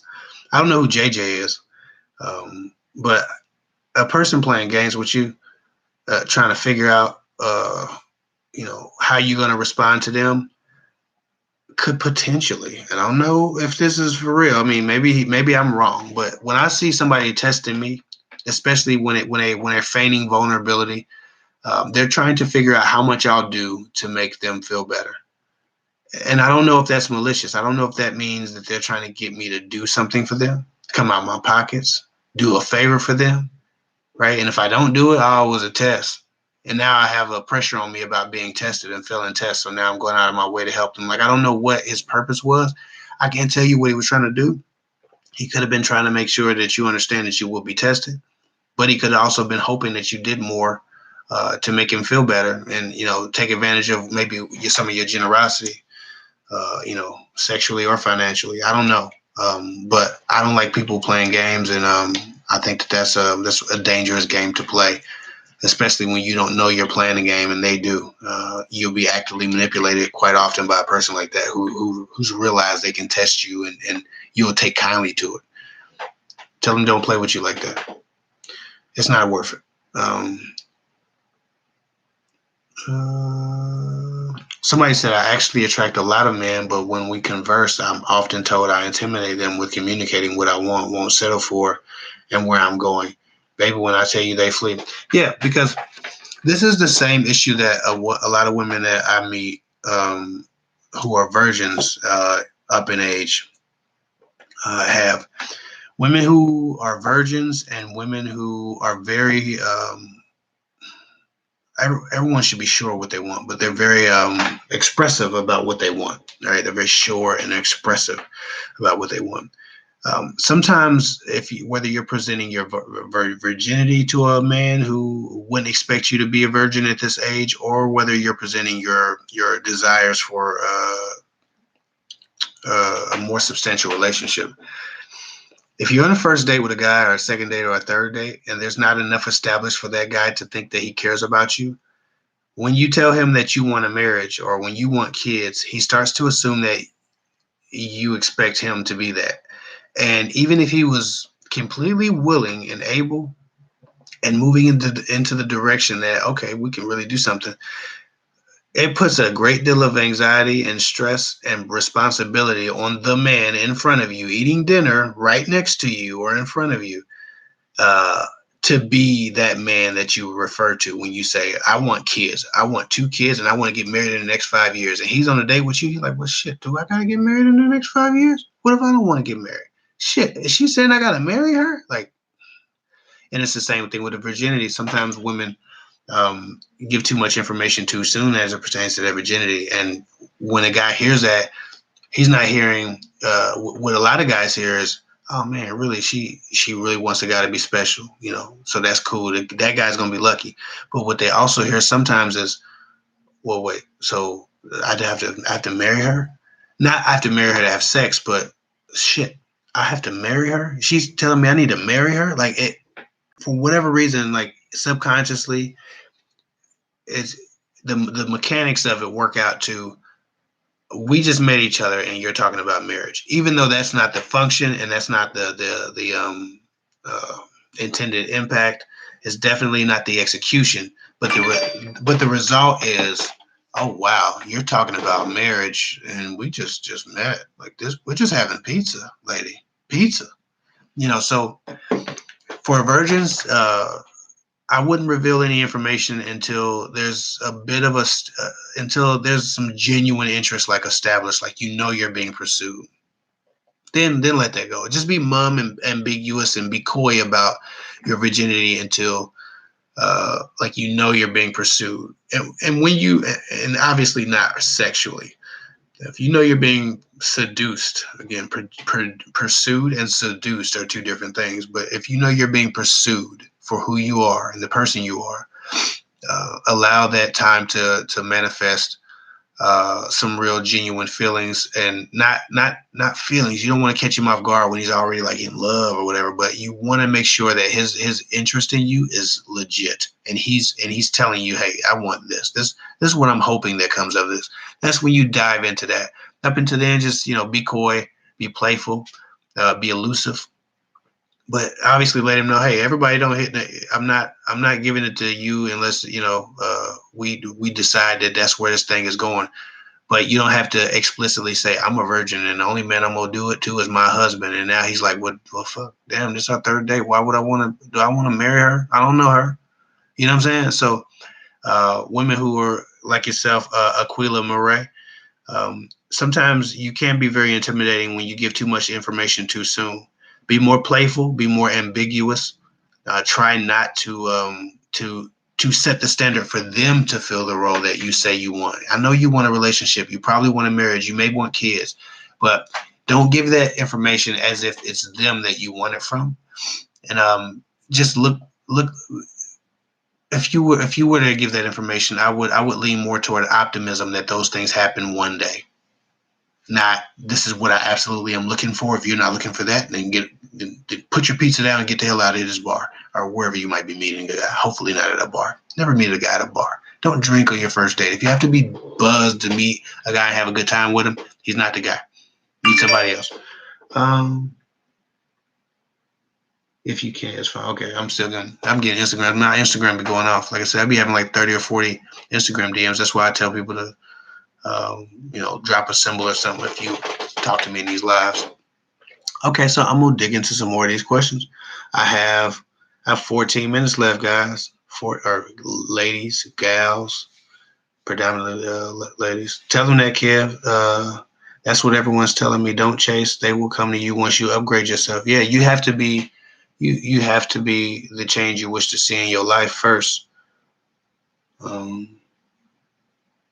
Yeah, Free Spirited Fables. Go to services at girltalkwithguys.com. Or you can go to www.patreon.com/Kev Hick to become a long-term client or become a supporter and or get email advice and or get an hour-long consultation with me. Those are the avenues. People who still cold email me, I can't open those cold emails because there was a scammer using people who cold email. And now I don't do cold emails because if I start doing that again, a lot more people start writing me and they start getting scammed again when scammers start creating false email accounts that look just like mine, minus a bunch of S's.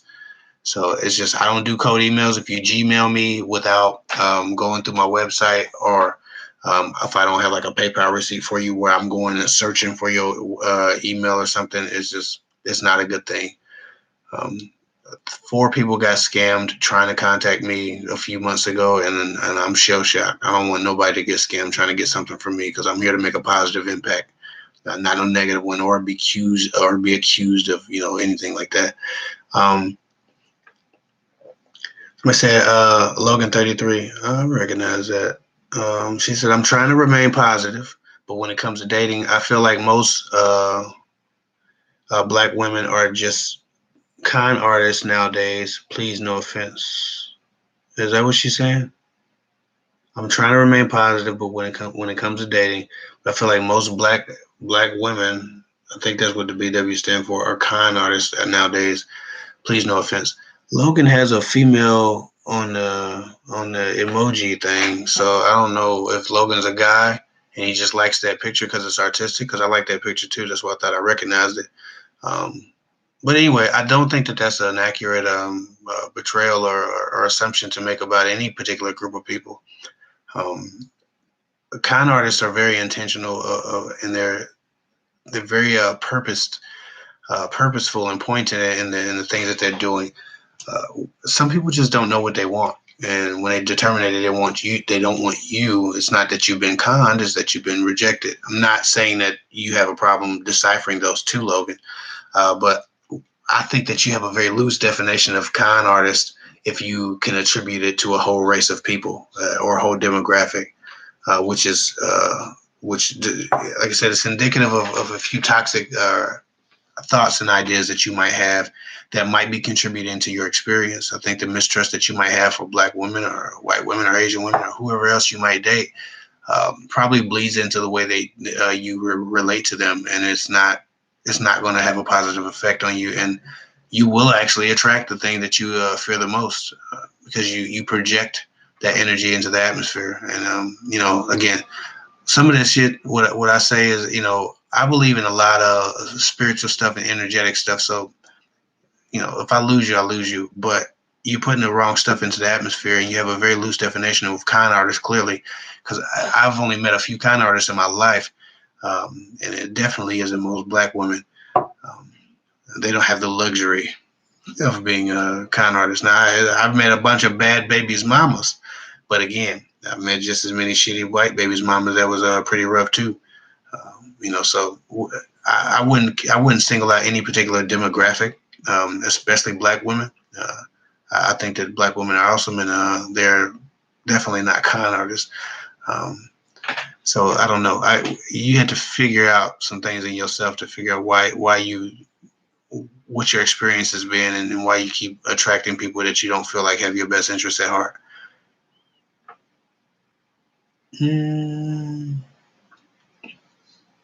Who raised you? Favorite question of the night. I like the T.K. Kirkland line. Free Spirit of Fables, just in case Ashik didn't get back to you. I don't know if she did or didn't, or if she did see it. She said, where do I see the packages? I think I'll send her answer today. Anyway, you can see my packages on Patreon or on www.girltalkwithguys.com/cafe. And again, I'm not trying to sell you nothing. I got a full-time job, but, I want to help people who need to be helped. And, that's where I'm at with that. Somebody said, Allie, look, I'm all out of, I know somebody like, what, he jumping around. Allie says, how do I emotionally detach? Ali Mandu says, how do I emotionally detach from an online guy friend? I feel as if our friendship is ending and is going to hurt eventually when he forgets me. The beauty about it is it's online. If you watch Catfish, I've watched a lot of Catfish. Catfish is a fun show for me to watch. But if you watch enough Catfish, you'll realize that all of these people who were having these relationships with people online, saying they was falling in love, they wanted to spend their whole lives with each other and all this crap, when they meet the catfish and it's not that person with the picture that had the washboard abs or had the big booty or whatever that person was looking for, when they meet the catfish and it's not that attractive person, all of that online love dissipates like hell. Then people be like, it'd be like 30 days later or 6 months later or 3 months later, whenever Catfish wrap up the show and they talk to the people again. And they're like, oh yeah, I ain't talk to them. I ain't think about their ass. That's everybody's response. Oh, I ain't thinking about their ass. Ain't nobody's thinking, oh man, my online friend, they left me 3 years from now. You never knew them. So unless you knew that person and you felt their energy and you were really impacted by them spiritually, you didn't know them. What happens is, when you get online with people, you start to fall in love with their idea of them. You start to fall in love with the person you create to represent them. So you see an emoji and or pictures, and you fill the rest of their existence with your ideas of what would be great about them. I used to date online heavy when I was in high school. Man, I was on Black Planet hard, I tell you. Just got my license too. You weren't gonna tell me nothing. I was driving to any city boy, look here. I was online hard, I can tell you. And I had a lot of girls I used to talk to, like, man, she's so cool, she's so great. And you start thinking you having some feelings. And she stopped responding to my messages. Shit, I be having feelings about the next one that responds to some messages. All you gotta do is respond to me about 30 days in a row, and man, we go together. That's how you feel when somebody's super cool, or somebody on the phone every day and you're talking and you spend a lot of time with this person. But until you get around somebody and you feel their presence and you see the person that they are, and you see them for who they are, you can't love them. You can only love you're in love with your imagination. And, even though an online guy, if he's just a friend, you fulfilled this need in your mind about who this person has to be. to be as great as you think they are. And you're saying them an online friend. That means you're not even talking to them on the phone for real. Because you didn't say the guy I talked to on the phone. You're basically describing a pen pal. Yeah, I got 5 minutes left, and I'm gonna hit this super chat. But you're basically describing a pen pal. You emotionally detached by realizing that you're looking at a bunch of characters and not a real person, and you assume the rest of that person based on the characters that they haven't written. Um, you will detach pretty fine from them. As soon as they stop responding to your messages, you'll snap back into reality. And 6 months from now, you'll be like, oh man, remember I thought I wouldn't go get over that one person I used to type words to? Huh. There's 27 letters in the alphabet. You're in love with those 27 letters. You're not in love with that guy or that friend, how that works out. And again, no offense. Sorry if I feel insensitive, but man, Catfish is a great show for some of y'all who do too much online shopping for people. Janelle Henry, love and respect. Thank you so much for the super chat. This is probably my last question of the day because I feel like I'm going to ramble for about 5 minutes. She said, what's your take on shooting your shot with a new physician? Okay. He definitely gave me vibes more than just bedside manner. Was trying to be professional. Should I add him on Facebook or just wait for my follow up in 2 weeks? No, I think there's nothing wrong with listening. You get one life. I'm so tired of people. So tired of these dating people, these experts, gurus, whatever you call us, them, or they. I'm none of that. I'm just some guy from the internet. Um, that's what I am. To y'all, that's what I am. Some guy from the internet that wears hats, and people think for whatever reason it's bald. I don't know why. I just like to wear hats. And I don't become my hair all the time because I'm not a pretty boy. I kind of rough it. I got a wife. I got a nice physique. I don't have to run around here looking all pretty and anyway. So many people live their lives and train other people to live their lives in fear of anxiety about rejection. How you ain't supposed to respond, no approach no guy first. You don't Facebook no guy. If he wants you and he knows you exist, then he'll talk to you because he's better, more capable, stronger, more worthy as a person. Like, what is the point here? I don't know, what the hell's happened, but even from feminists, there are feminists who believe in complete girl power, and then there are feminists who say this man's job. We don't do a man's job. It's his job. You got one life to live. I'm gonna answer your question, but I'm rambling my ass off. You got one life to live. Don't live your life allowing fear and anxiety to make your decisions on if you're gonna reach out to somebody. You can make contact. Now, would I say chase and pursue him? No, not because you can embarrass yourself, but because it creates the wrong dynamic, a dynamic that puts you at risk for being abused, played, manipulated, and used. That's why we don't pursue men, not because we might embarrass ourselves. Embarrassing yourself is the least dangerous thing a person can do. It's the most. Other people's opinion is the most useless thing on this world. In this world, somebody else's uninformed opinion of you is the most useless piece of shit that you can do nothing with in this world. If you think the gentleman is nice and he was giving you more than bedside manner, why can't you add him on Facebook? I'm sure somebody in this comment section is they're going to flip their lid, but they're going to have to respond to it another day because I'm getting off here after answering this question. I ain't going to hear it. Say what you like, but you get one life. Don't live it in fear, and don't live it letting fear make your decisions for you. Intimidation make your decisions for you. Trepidation ruling all your moves. Like, that doesn't even make sense. Hit them on Facebook. I think Facebook is the most gentle way of saying, hey, I'm interested in you. Or, hey, you stood out to me today. You could even just compliment his bedside manner, and just tell him you appreciated, the care that he took and the time that he gave you. And, compliment the brother on something that's not, hey, I think you're sexy. Compliment the brother's personality, whatever you saw or witnessed in him. That makes you want to talk to him or investigate or see if he's actually got some interest. Don't assume he has any interest. He might just be really, really charming and really good at dealing with people. But it's not, if you just hit him on Facebook, don't say nothing, just add him as a friend. If he adds you back and he recognizes you, then cool. Now you in the door, and you like a picture or something, see if he responds. You're just filling him out. You're not coming on to him strongly or nothing like that. You're just filling him out, seeing if he even uses his Facebook. He might not even use his Facebook. You don't know.